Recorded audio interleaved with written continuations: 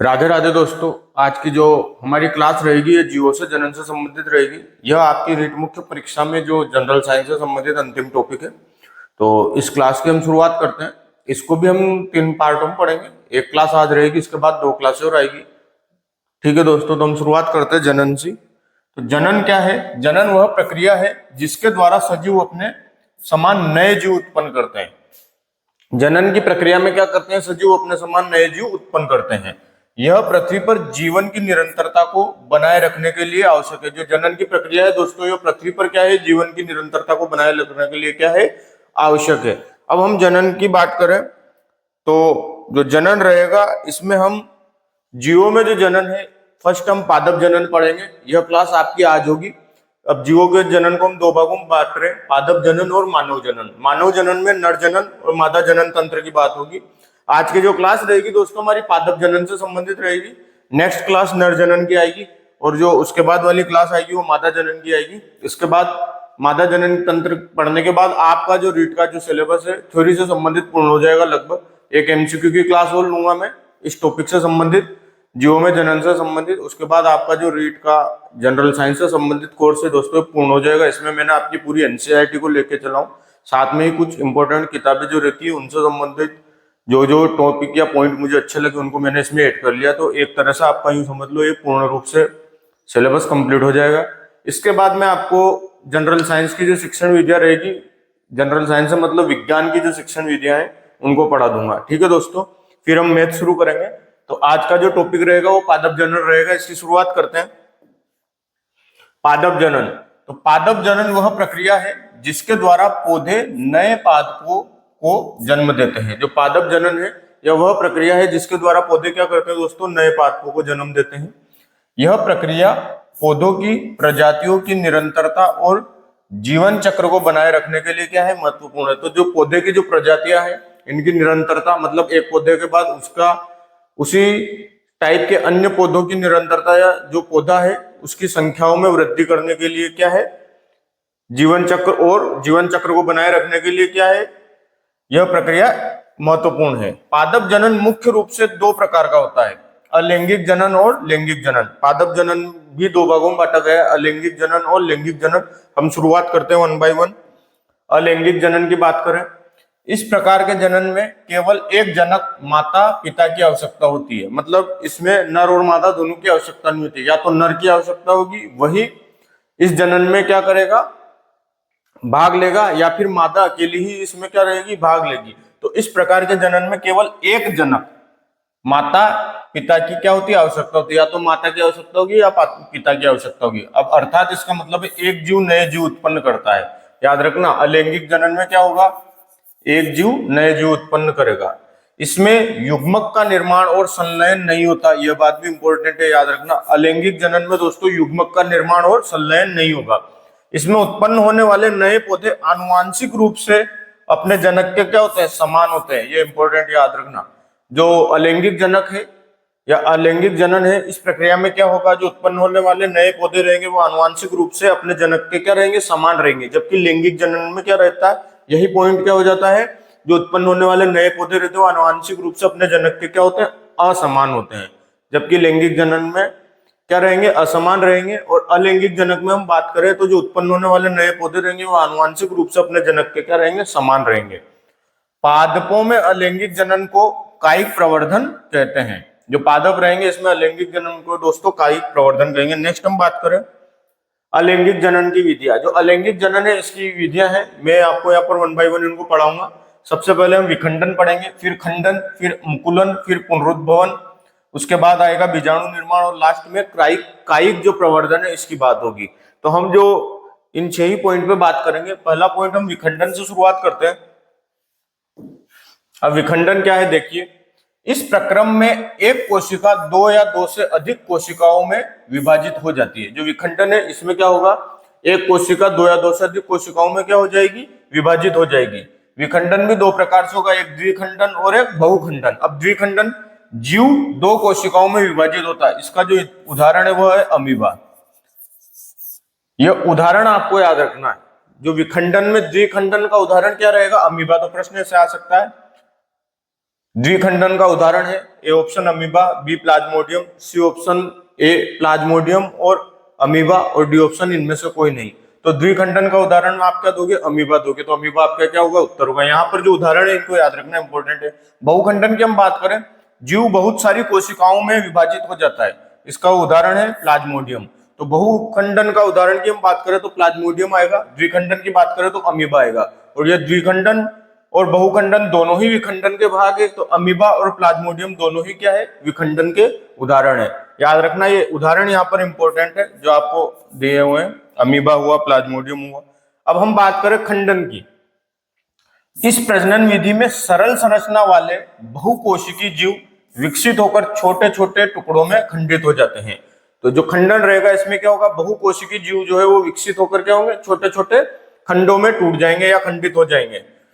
ये टुकड़े वृद्धि कर नए जीव बनाते हैं। इसका उदाहरण है स्पाइरोगायरा। ये उदाहरण है, उदाहरण को याद रखना। खंडन का उदाहरण है क्या? स्पाइरोगायरा। नेक्स्ट हम बात करें मुकुलन। जीव के शरीर पर एक उभार उत्पन्न होता है जिसे मुकुलन कहते हैं। जो जीव है उसके शरीर पर क्या होगा? एक उभार उत्पन्न होगा, उसे हम मुकुलन कहेंगे।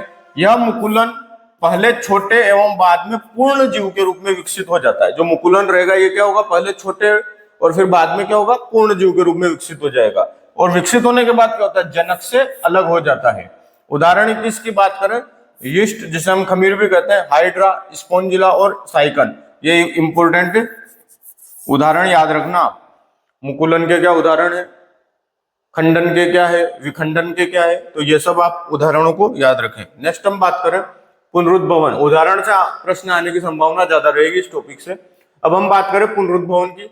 इस प्रक्रम में किसी कारणवश जब कोई जीव कुछ टुकड़ों में टूट जाता है तब प्रत्येक टुकड़ा नए जीव में विकसित हो जाता है। जो पुनरुद्भवन है इसमें कोई जीव है, किसी कारणवश अगर वह टुकड़ों में टूट जाता है तो क्या होता है? प्रत्येक टुकड़े से क्या होता है? एक नए जीव में विकास होता है या नया जीव विकसित होता है। उदाहरण की बात करें तो प्लेनेरिया और हाइड्रा। अब पुनरुद्भवन में भी दो केस होते हैं। पहला केस है मार्फेलेक्सिस और दूसरा है एपीमार्फोसिस। मार्फेलेक्सिस की बात करें, टूटे हुए अंग से ही संपूर्ण नए जीव का विकास होता है। उदाहरण है स्टारफिश, हाइड्रा, स्पेंज। ये जो इसके उदाहरण है, टूटे हुए जीव से क्या होता है? संपूर्ण जीव का विकास होता है। मतलब अगर मैं इस स्टारफिश के दो टुकड़े कर दूं तो उससे दो स्टारफिश बन जाएगी। तो जो टूटा हुआ पार्ट है या टूटा हुआ भाग है उससे क्या होगा? संपूर्ण जीव का विकास होगा। अब एपीमॉर्फोसिस में क्या होता है? अब देखो, एपीमॉर्फोसिस की हम बात करें तो छिपकली में टूटी हुई पूंछ के स्थान पर नई पूंछ का विकसित होना। अब एपीमॉर्फोसिस में तो क्या होता है? जैसे छिपकली की पूंछ टूट जाती है तो नई पूंछ बनती है। जबकि मार्फेलेक्सिस में अगर यही छिपकली अगर मार्फेलेक्सिस का उदाहरण होती तो उसकी जो टूटी हुई पूंछ है उससे पूरी छिपकली बन जाती। लेकिन मार्फेलेक्सिस में क्या होगा? टूटे हुए अंग से तो संपूर्ण नए जीव का निर्माण होगा। और एपीमॉर्फोसिस में क्या होगा? छिपकली का जो उदाहरण इसमें दिया गया है, छिपकली में टूटी हुई पूंछ के स्थान पर क्या आती है? नई पूंछ का विकास होता है। ऐसा नहीं होता है कि छिपकली की अगर पूंछ टूट जाए तो उस पूंछ से क्या हो जाए? पुनः नई छिपकली बन जाए। अगर ऐसा हो जाता तो यह मार्फेलेक्सिस के उदाहरण में आ जाती छिपकली। ठीक है दोस्तों, तो इसके उदाहरण याद रखना। एपीमॉर्फोसिस के छिपकली की बात होगी। अब हम बात करें बीजाणु समाबंध। ये ज्यादा इंपॉर्टेंट नहीं है पर आप याद रखना। कुछ जीवों में तंतुओं के सिरों पर बीजाणु धानी बनी रहती है जिनमें बीजाणु होते हैं। जो कुछ जीव है उनके तंतुओं के सिरों पर क्या होती है? बीजाणु धानी बनी रहती है। बीजाणु की गोल संरचना होती है जो एक मोटी भित्ति से रक्षित होती है। जो अनुकूल परिस्थितियां हैं उनके मिलने पर बीजाणु वृद्धि करने लगते हैं। तो बीजाणु संबंध के बारे में तो ये थ्योरी है, बस आप इसको याद रखना। कुछ जीवों के तंतुओं के सिरों पर बीजाणुधानी बनती है जिनमें बीजाणु होते हैं। बीजाणु की गोल संरचना होती है जो एक मोटी भित्ति से रक्षित होती है। अनुकूल परिस्थिति मिलने पर बीजाणु क्या करते हैं? वही बीजाणु क्या होते हैं जो मोटी भित्ति में रक्षित होते हैं, वो वृद्धि करने लगते हैं। बीजाणु समाबंध के बाद हम बात करें कायिक प्रवर्धन। यह भी इंपॉर्टेंट है। पौधे के कायिक भागों जड़, तना और पत्ती से क्या होता है? नए पौधे का विकास। जो पौधे हैं इसके कायिक भाग जड़, तना और पत्ती से क्या होगा? नए पौधों का विकास होगा। इसे हम क्या कहेंगे दोस्तों? कायिक प्रवर्धन कहेंगे। कायिक प्रवर्धन की अलग अलग विधियां हैं। प्राकृतिक विधियों की हम बात करें तो प्राकृतिक विधियों में जो है दोस्तों, जड़ द्वारा शकरकंद और गाजर बनते हैं। स्तंभ या तना द्वारा, इसका उदाहरण की हम बात करें तो आलू, अदरक और प्याज है। और पत्ती द्वारा की बात करें तो ब्रायोफाइलम, जिसे पर्णकलिका भी कहते हैं। तो जो प्राकृतिक विधियां है नए पौधे विकसित करने की, कायिक प्रवर्धन द्वारा, जड़ द्वारा, स्तंभ या तना द्वारा और पत्ती द्वारा, इसके जो ये उदाहरण है इन उदाहरणों को आप याद रखें। जड़ द्वारा जो उदाहरण है उसमें शकरकंद और गाजर आएगा, स्तंभ या तना द्वारा आएगा आलू, अदरक, प्याज, और पत्ती द्वारा आएगा ब्रायोफाइलम, जिसे हम पर्णकलिका भी कहते हैं। तो यह जो उदाहरण है ये इंपॉर्टेंट है, इन उदाहरणों को याद रखना। स्तंभ में कौन सा आता है, जड़ में कौन सा आता है, पत्ती में कौन सा आता है, क्योंकि एमसीक्यू जब आएंगे तो वहां पर आपको इनके उदाहरण से प्रश्न बन सकते हैं। यह प्राकृतिक विधियों के अंतर्गत आते हैं। अब हम कृत्रिम विधियां बात करें तो कृत्रिम विधियों में पहली है रोपण। अच्छे गुणों वाले अलग अलग पौधों के जड़ युक्त व तने वाले भागों को आपस में जोड़कर नए पौधे का विकास किया जाता है। जो कृत्रिम विधियां, इसमें पहली विधि है रोपण। इसमें क्या किया जाता है, अलग अलग पौधों के जड़ युक्त व तने वाले भागों को आपस में जोड़कर क्या करते हैं, नए पौधे का विकास करते हैं। अब कैसे, जैसे मान लो यहां पर मैं आपको बताता हूं, यह कोई तना है, उस तने को इस शेप में काट दिया, एक अलग तना लिया, उस तने को इस शेप में काट दिया। अब इन दोनों ही तनों को यहां पर इस प्रकार से मिला दिया जाता है। ये जैसे ये जो तना है इस शेप में काट के, इस तने को इस शेप में काट के, इसको उठा के इसके ऊपर अगर मैं रख दूं तो यह इस शेप में बन जाएंगे दोनों। अब यहां पर क्या किया जाता है, इनको टेप द्वारा या किसी कपड़े द्वारा इनको बहुत कस के बांध दिया जाता है। धीरे धीरे ये दोनों क्या होती है, आपस में मिल जाती है और यहाँ से क्या होता है, नया पौधा बन जाता है या फिर पौधे की आगे की प्रक्रिया शुरू हो जाती है। तो यह रोपण होती है। रोपण के उदाहरण में कलिका रोपण, किरीट रोपण, जीवा रोपण, सच्चर रोपण, ये ऐसे उदाहरण है। कर्तन की बात करें, पौधे के तने का छोटा भाग जिससे नए पौधे का विकास होता है, जैसे गुलाब, गन्ना और बोगेनविलिया, ये इसके उदाहरण है। गुलाब की क्या करते हैं, डाल को आप काटो, उसको काटने के बाद अगर आप मिट्टी में दबा देंगे तो वहीं से उसका क्या होगा, नया पौधा बन जाएगा या उसमें जड़ों और आदि का क्या हो जाएगा, विकास होने लग जाएगा। तो जो कर्तन है इसका उदाहरण है गुलाब, गन्ना और बोगेनविलिया, ये उदाहरण आप याद रखना। तो कृत्रिम विधियों में पहली हमने रोपण पढ़ी, दूसरी हमने कर्तन पढ़ी। उसके बाद हम तीसरी बात करें, दाब लगाना। इस विधि में स्तंभ या शाखा को मुख्य पादप से बिना अलग किए हुए उसमें अपस्थानिक जड़ों के निर्माण को प्रेरित किया जाता है, जिनसे क्या होता है, नए प्ररोह उत्पन्न होते हैं। तो दाब लगाना विधि में क्या होता है, इसमें स्तंभ या शाखा को क्या करते हैं, मुख्य पादप से अलग नहीं करते हैं। उस पे क्या होता है, एक अपस्थानिक जड़ों के निर्माण को प्रेरित करने के लिए क्या किया जाता है, दाब लगाया जाता है। और उस दाब की वजह से क्या हो जाता है, उसमें नए प्ररोह उत्पन्न हो जाते हैं या एक तरह से नई जड़ों का विकास उसमें होने लगता है। ठीक है दोस्तों, ये दाब लगाना तीसरी विधि थी। अब हम बात करें लैंगिक जनन की। अलैंगिक जनन हमने पढ़ लिया है पौधों में या पादप में, हमने दो प्रकार के जनन की बात करी थी, अलैंगिक और लैंगिक की। अलैंगिक जनन हम पढ़ चुके हैं, अब लैंगिक जनन की बात करते हैं। इस प्रकार के जनन में दो जनक, नर और मादा की आवश्यकता होती है। अलैंगिक जनन में बस हमें एक ही जनक की आवश्यकता थी, या तो नर या मादा की, लेकिन लैंगिक जनन में हमें दो जनक की आवश्यकता होती है, नर और मादा दोनों की। इसमें युग्मकों का निर्माण और संलयन होता है, याद रखना।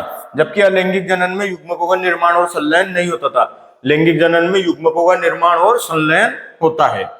निषेचन के बाद एक युग्मक बनता है जो भ्रूण में विकसित होता है। जो निषेचन की प्रक्रिया है उसके बाद क्या होगा, एक युग्मक बनेगा जो किसमें विकसित होगा, भ्रूण में विकसित होगा। इससे उत्पन्न होने वाले नए पौधे आनुवांशिक रूप से अपने जनकों से क्या होते हैं, भिन्न होते हैं। जबकि अभी उसमें पढ़ा था कि उसमें उत्पन्न होने वाले जो अलैंगिक जनन था उसमें उत्पन्न होने वाले जो पौधे थे दोस्तों, वो आनुवांशिक रूप से क्या थे, अपने जनकों के समान थे। जबकि लैंगिक जनन में क्या होगा, इसमें उत्पन्न होने वाले नए पौधे आनुवांशिक रूप से अपने जनकों से क्या होंगे, भिन्न होंगे। एक तरह से मैं आपको लैंगिक और अलैंगिक जनक में जो अंतर है या एक तरह से इनका तुलनात्मक अध्ययन है वो भी बताता जा रहा हूं, ताकि आप याद रखें। कभी प्रश्न तुलना करते हुए भी बन सकता है, तो आप उसको याद रखना। फूल वाले पौधों में लैंगिक जनन होता है, याद रखना। जो फूल वाले पौधे हैं उन्हीं में लैंगिक जनन होगा। फूल पौधे का क्या होगा, प्रजनन अंग है। जो फूल है वह पौधों का प्रजनन अंग है, और लैंगिक जनन उन्हीं पौधों में होगा जिनमें क्या होते हैं, फूल होते हैं। ठीक है दोस्तों, याद रखें। तो फूल वाले पौधों में क्या होगा, लैंगिक जनन होगा। फूल वाले पौधों में लैंगिक जनन जो है उसकी हम बात करें तो जो फूल है वह पौधे का क्या है, प्रजनन अंग होता है। अब देखो फूल के जो मुख्य भाग है उनकी हम बात करें। पहला जो भाग है बाह्यदल, फूल का बाहरी हरा भाग जो कली की सुरक्षा करता है उसे हम क्या बोलते हैं, बाह्यदल बोलते हैं। ये फूल के मुख्य भागों की हम बात कर रहे हैं। बाह्यदल के बाद आती है दल। दल की हम बात करें तो रंगीन भाग जो परागण के लिए कीड़ों को आकर्षित करता है। बाह्य दल क्या है? फूल का बाहरी हरा भाग जो कली की सुरक्षा करता है। दल की बात करें तो रंगीन भाग जो परागण के लिए कीड़ों का क्या करता है? आकर्षित करता है, वह होता है दल, बाह्य दल, दल। अब उसके बाद हम बात करें पुंकेसर, यह है नर प्रजनन अंग। जो पुंकेसर रहेगा फूल में, इसको नर प्रजनन अंग बोलेंगे। इसमें परागकोश और तंतु होते हैं। परागकोश में परागकण उपस्थित होते हैं या परागकण होते हैं। तो जो पुंकेसर है, कुंवारा, पु मतलब पुरुष, तो एक तरह से ये क्या है? नर प्रजनन अंग क्या रहेगा? पुंकेसर रहेगा। अंडक की बात करें तो यह मादा प्रजनन अंग है। इसमें वर्तिकाग्र, वर्तिका और अंडाशय होते हैं। अंडाशय में क्या होते हैं? बीजांड होते हैं। तो जो मादा प्रजनन अंग है पौधों में, उसे अंडक कहेंगे, और नर प्रजनन अंग है उसे क्या कहेंगे? पुंकेसर कहेंगे। यहाँ पर एक डायग्राम है, आप देखो, इसमें परागकोश और पुतंतु, पुतंतु मतलब तंतु की बात हो रही है। तो ये दोनों जो है, इन दोनों को मिलकर क्या बन रहा है? ये है पुंकेसर। इन दोनों को मिला के हम बात करें तो यह पुंकेसर है। ठीक है, परागकोश और पुतंतु मिलके यह जो ये पुंकेसर है, यह दल है जिसको हमने अभी पढ़ा, यह दल है। इधर जो यह इसकी बात करें तो यह वर्तिकाग्र, फिर ये वर्तिका और ये अंडाशय, यह तीनों मिलके क्या बनते हैं? स्त्री केसर बनते हैं या अंडप बोलते हैं। इनकी हम बात करें तो मादा प्रजनन अंग है, इसमें वर्तिकाग्र, वर्तिका और अंडाशय होते हैं। तो वर्तिकाग्र, वर्तिका और अंडाशय ये तीनों ही मिलके क्या बन रहा है?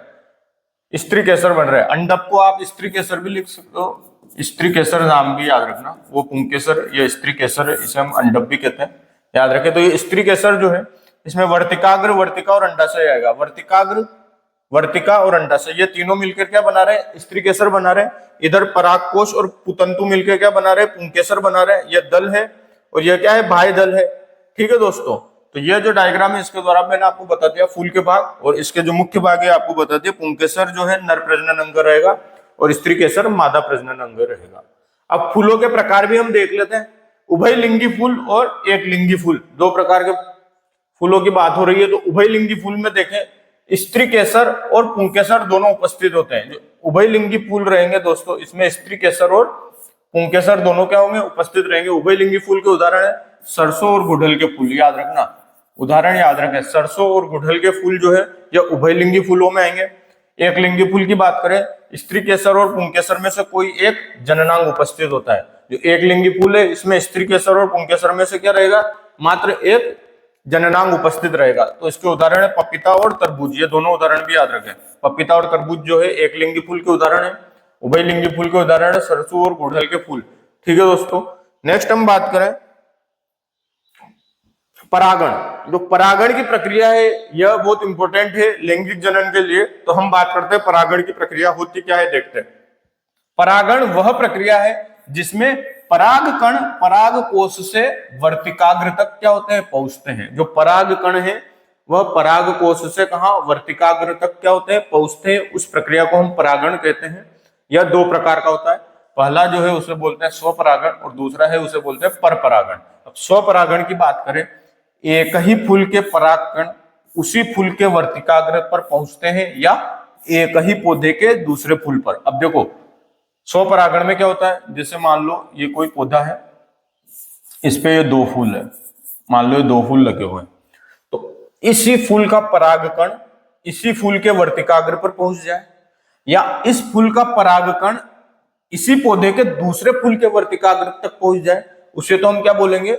स्वपरागण कहेंगे। तो स्वपरागण में क्या होगा दोस्तों? उसी फूल के जो परागण है, परागकण है, वह उसी फूल के वर्तिकाग्र पर पहुंच जाए, या जो जिस पौधे पर वह फूल लगा हुआ है उसी पौधे के दूसरे फूल पर उस पौधे के परागकण पहुंच जाए, उसे तो हम स्वपरागण कहेंगे। अब हम परपरागण की बात करें तो एक फूल के परागकण दूसरे पौधे के फूल के वर्तिकाग्र पर पहुंच जाए। अब जैसे यहाँ पर एक पौधा ये था, एक पौधा और मैं इधर बना देता हूं, इसके दो फूल मैंने बना दी। अब इस फूल का जो परागकण है वह कहां? इस फूल के वर्तिकाग्र पर पहुंच जाए, उसे हम परपरागण कहेंगे। जबकि स्वपरागण में क्या होता था? इस फूल का जो परागकण है या तो इसी फूल के वर्तिकाग्र पर पहुंच जाए, या फिर इस फूल का परागकण इसी पौधे के दूसरे फूल के वर्तिकाग्र पर पहुंच जाए, तो उसे तो हम बोलते थे स्वपरागण। और परपरागण में क्या होगा? इस पौधे के जो कोई फूल है, इस पौधे पे कोई सा भी फूल उपस्थित हो, उस फूल का परागकण दूसरे पौधे के फूल पर पहुंच जाएगा, उसको हम परपरागण कहेंगे। पर परागण के, या हम परागण के वाहक की बात करें, जो पराग कण है इनका जो वाहक है, ये एक फूल से दूसरे फूल पर, या एक फूल की बात करें एक ही फूल से उसी फूल के वर्तिकाग्र पर, या एक फूल से दूसरे फूल पर, या एक पौधे के फूल से दूसरे पौधे के फूल पर जो पहुंचते हैं, उन परागकण के जो वाहक है वो क्या रहते हैं? तो हवा, पानी, कीट और पक्षी। हवा, पानी, कीट, पक्षी, और यहाँ पर हम मानव भी लिख सकते हैं। मनुष्य के द्वारा भी ऐसा हो सकता है कि जो परागकण है वह एक स्थान से दूसरे स्थान पर पहुंच जाए। हवा, पानी, कीट, पक्षी, मानव, ये सब क्या है? परागण के क्या है? वाहक है। मानव द्वारा भी ऐसा हो सकता है। नेक्स्ट हम बात करें निषेचन या बीज निर्माण की प्रक्रिया। निषेचन या बीज निर्माण की जो प्रक्रिया है यह पौधों में कैसे होती है? देखिए आप पॉइंट वाइज इसको। पराग कोश में उत्पन्न परागकण हवा, पानी या जंतु द्वारा उसी फूल के वर्तिकाग्र, अगर उसी फूल के वर्तिकाग्र पर पहुंच रहा है तो उसे तो स्वपरागण, या दूसरे फूल के वर्तिकाग्र, इसे बोलेंगे पर परागण पर स्थानांतरित हो जाता है। तो पराग कोश में उत्पन्न परागकण हवा, पानी या जंतु के द्वारा उसी फूल के वर्तिकाग्र या दूसरे फूल के वर्तिकाग्र पर क्या हो जाता है? स्थानांतरित हो जाता है। अब स्थानांतरण के बाद क्या होता है? परागकण से एक नलिका विकसित होती है जो वर्तिका से होते हुए बीजांड तक पहुंचती है। अब परागकण से क्या होगी? एक नलिका विकसित होगी जो कहां से? वर्तिका से होते हुए कहां पहुंचेगी? बीजांड तक पहुंचती है। अंडाशय के अंदर नर व मादा युग्मक का निर्माण होता है। जो पौधे रहेंगे उसके फूल की बात हो रही है, फूल के अंदर जो अंडाशय रहेगा उसके अंदर नर व मादा युग्मक का क्या होगा दोस्तों? निर्माण होता है। युग्मनज में विभाजन होकर भ्रूण का निर्माण होता है। जो युग्मनज है उसमें विभाजित होगा और क्या होगा? भ्रूण का निर्माण होगा। बीजांड में एक कठोर आवरण विकसित होकर बीज में बदल जाता है। जो बीजांड है उसमें क्या होगा दोस्तों? एक कठोर आवरण का विकास होगा जो किसमें? बीज में बदल जाएगा, तथा फूल के अन्य भाग क्या हो जाते हैं? झड़ जाते हैं। तो यह जो है निषेचन या बीज निर्माण की प्रक्रिया है। जो पादप जनन है इससे संबंधित बात का यह आखिरी पॉइंट था। अब हम जो बात करेंगे नेक्स्ट क्लास में नर जनन तंत्र को पढ़ेंगे, उसके बाद फिर हम मादा जनन तंत्र को पढ़ेंगे और फिर एमसीक्यू की क्लास होगी। लास्ट में जब ये थ्योरी से संबंधित और एक तरह से आपका जनरल साइंस का कोर्स पूरा हो जाएगा, उसके बाद में इसकी जो जनरल साइंस या विज्ञान की शिक्षण विद्या है उनको पढ़ाऊंगा। ठीक है दोस्तों, मिलते हैं नेक्स्ट क्लास में। क्लास अच्छी लगी हो तो लाइक, शेयर और सब्सक्राइब करें। धन्यवाद।